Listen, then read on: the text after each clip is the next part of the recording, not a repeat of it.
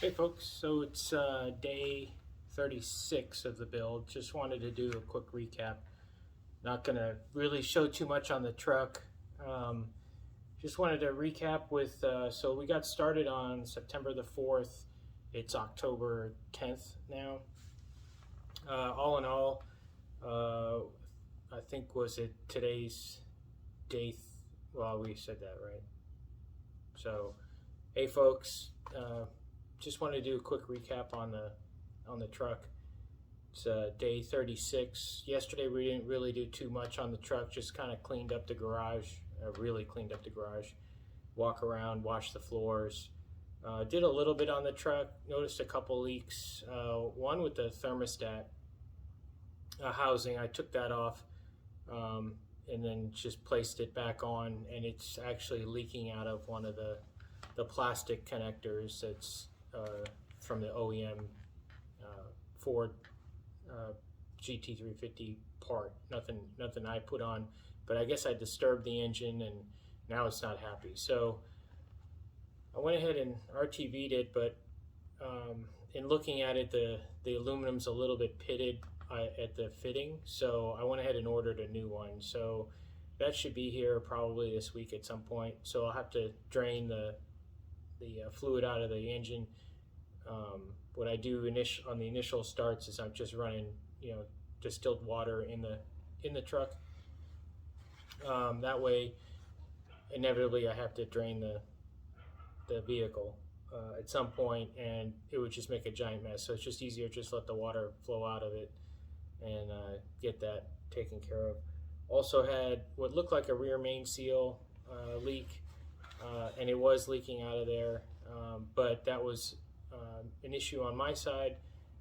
I didn't put the PCVs in correctly, and it was really just sealing up the motor. Thankfully, I haven't really driven it hard. It was just idling. So eventually enough crankcase pressure was in the motor that it had to escape somewhere, and it was coming out of the back of the motor. So made a little bit of mess. Maybe an ounce or so oil came out of the back. Caught it quick enough. We fixed that part, so I think we're in good shape. I went by the painter today. I'll post some pictures here in a little bit within the video. He is in Epoxy Primer. He's had to use that first based on some of the body work he had to do on the roof and some of the doors.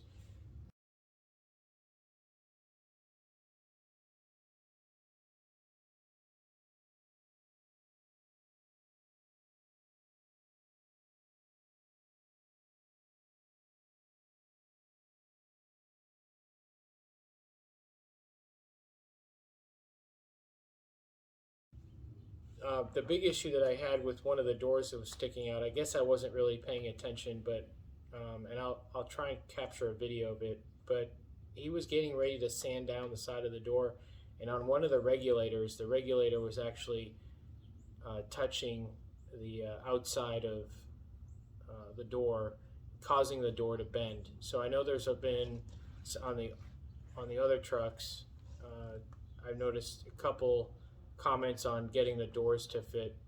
The doors are bendable, I guess, if you will, using that steel frame.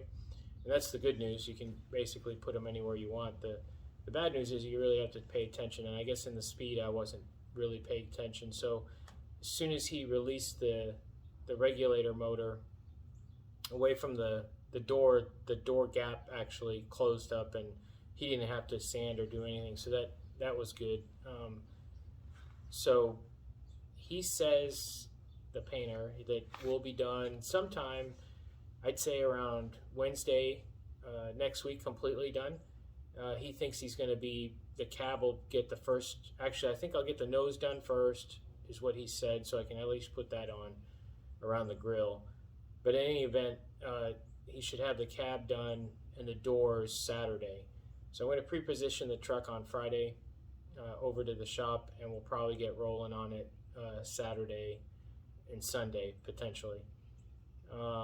Looking to have the truck all done, not this weekend coming up, but the following weekend. So let me just check real quick what that looks like. Yeah, so we should be together on the weekend of the 22nd, so the 22nd, 23rd, which is good because the truck is supposed to show up on the 26th, 27th, somewhere around there. So right down to the wire, you know, it never fails, I guess. I would have liked to have it done for next week, and that may still happen depending on how aggressive he gets. The price on the paint's gotten a little aggressive.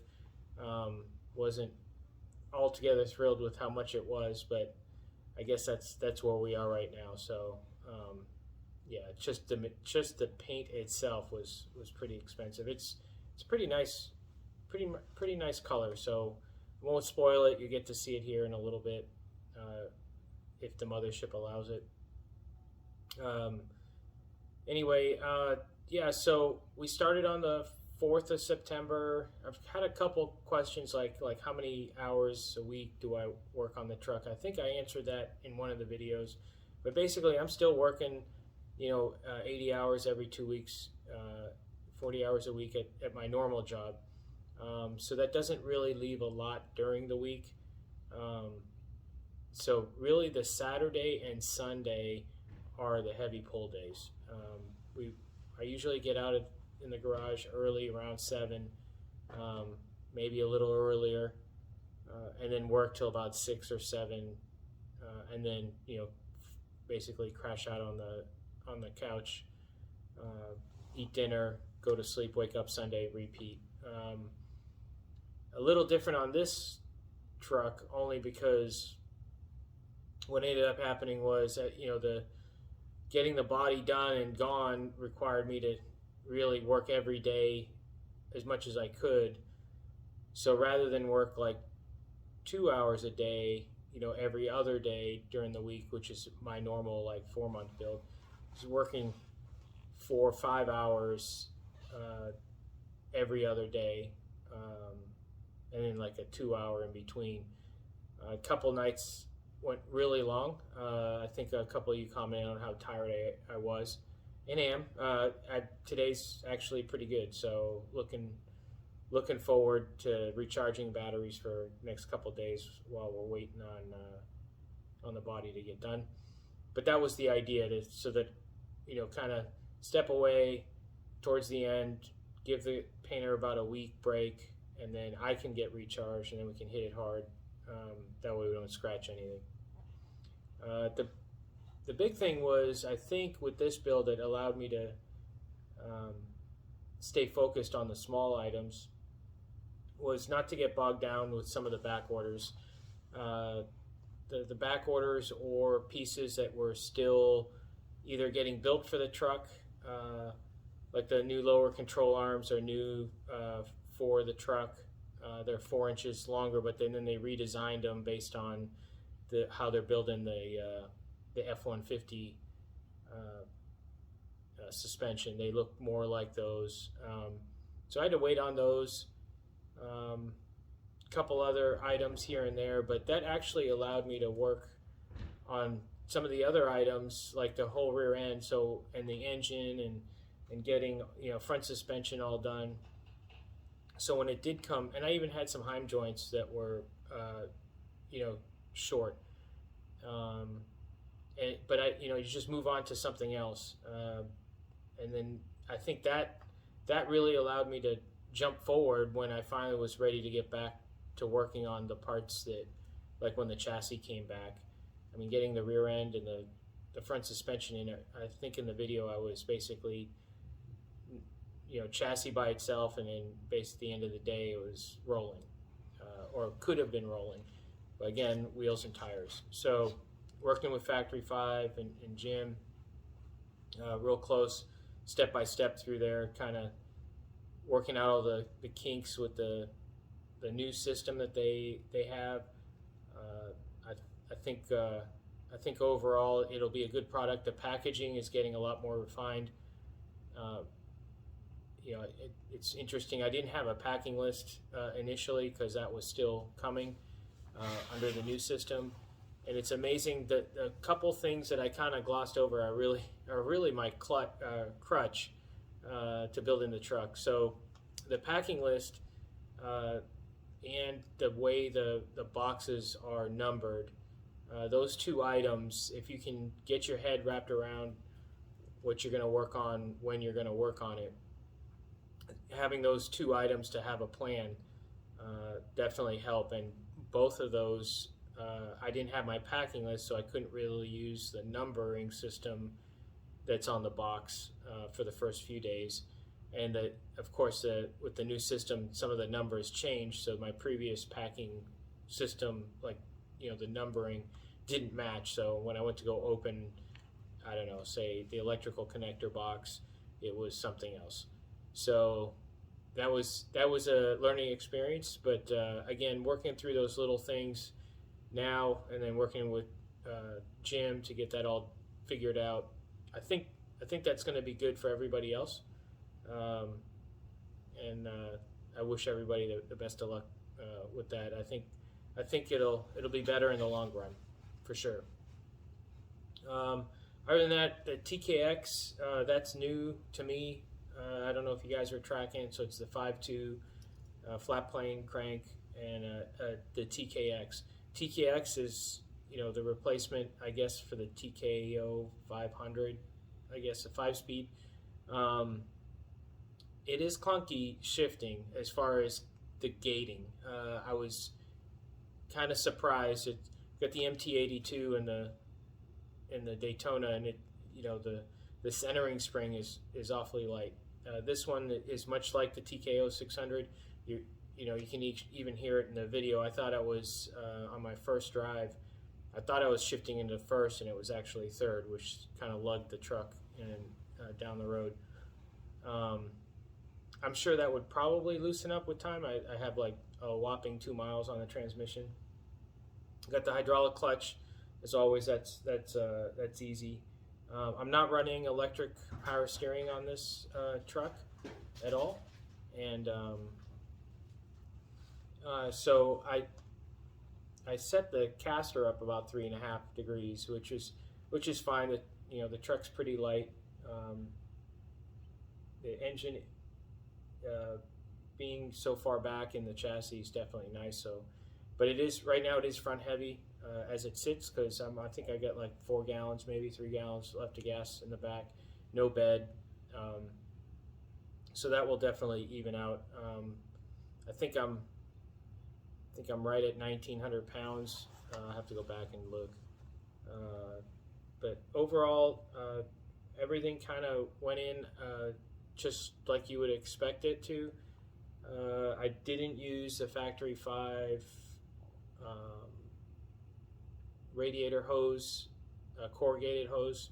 For me, that always seems to like it leaks, but there is, and I could probably make a parts list for it, but I ended up using silicone hose couplers and a few aluminum tubes, and they basically went right in. I had to cut a few of them, and I've got an aluminum bead roller, which is nice. Thanks, Wayne Presley. It's the easy button. You basically just cut the tube and then roll it through, and you've got a bead, and you can pretty much make any tube that you want. And then the tune, again, Wayne hooked me up with that. The big thing that I missed in the whole thing is that the tune, I believe, came out of the F9 test day. That had the Illuminator 5.2. It had a 3.5 inch mass air meter. This has a 4. Missed that when I was talking to Wayne, so a couple phone calls with him, and we did a remote change in the tune, and now it has excellent drivability as far as the 2 miles that I went. It'll be good to drive to the truck and drive around at the show. Probably need some a proper dyno tune to get it all tuned in. Interesting thing, side note, if anybody wants to use the 5.2, out of the GT350. The flat plane crank exhaust pulses and a non-X pipe or non-H pipe, I would say, exhaust system are not compatible in my opinion. The truck has a it's like two 4-cylinders. It is definitely separated. I'm sure at 7,000 RPM in a straight pipe orientation, it will sound wonderful. But I think that the GT350 really does need an X pipe to really give it that exotic sound. It definitely sounds European now, but I think it definitely needs an X pipe or something. I think maybe even getting rid of the chambered mufflers might actually help. All in all, it definitely revs. I'm not noticing any significant vibration. I've heard the engines vibrate quite a bit. I did my best to make sure I'm not bolting too much stuff on the Coyote itself, but I'm not noticing anything. Just idling and driving down the road, even on the first drive, anything abnormal or wow, that's would stand out. I'm wondering if maybe it's a 6,000 RPM on up or something, but the energy mounts that come with the kit seem like they're working just fine. Other than that, yeah, not too much else. Hit me up with some questions if you got any. I think we're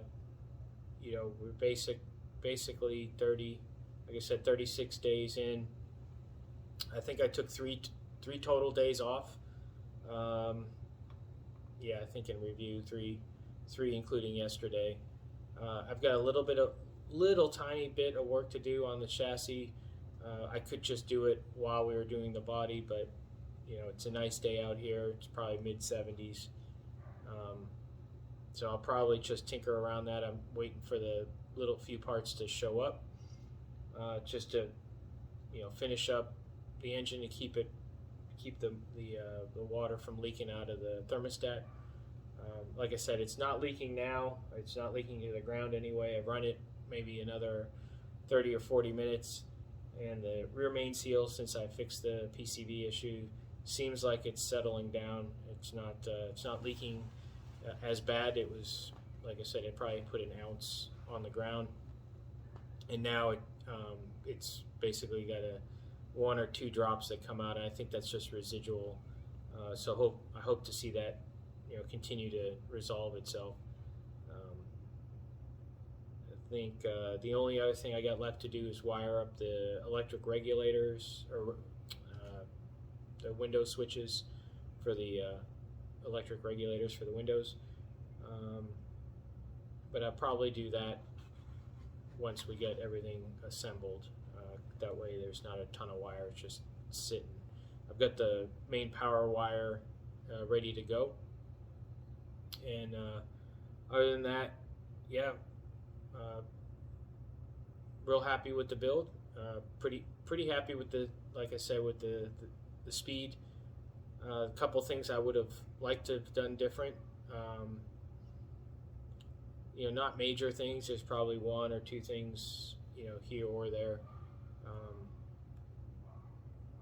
But overall, yeah, I'm really impressed. The fuel system on that comes with the truck now, with the fuel injection, with the the steel braided lines, much nicer than the old was it 5/16 brake lines that we used to get for fuel lines.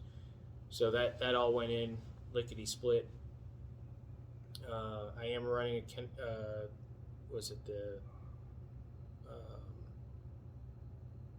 the charcoal canister for the fuel, so it doesn't stink up the garage.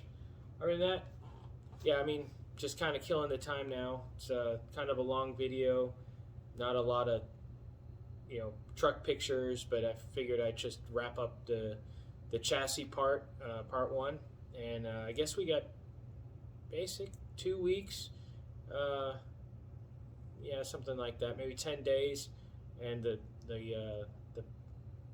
body and the chassis will meet. And like I said, I'll post a couple pictures with the video right after this, and then I'll do it again after we drop the truck off on Friday. Maybe we'll have some other pictures. Hopefully he's done block sanding the primer and all that stuff. So other than that, I'd say we're right on track. We're usually right on track until we're not. So I'm sure there'll be some late nights and some tired Eric face to look forward to. But thanks again for following, and hope to see some of y'all at SEMA. If not, hang out and check, roll back into the forum. I'll definitely post a couple more pictures. Hopefully, I'm allowed to post the final product before it actually shows. We'll see what happens. Ultimately, it's not my decision. So stay tuned. We're almost done. Take care.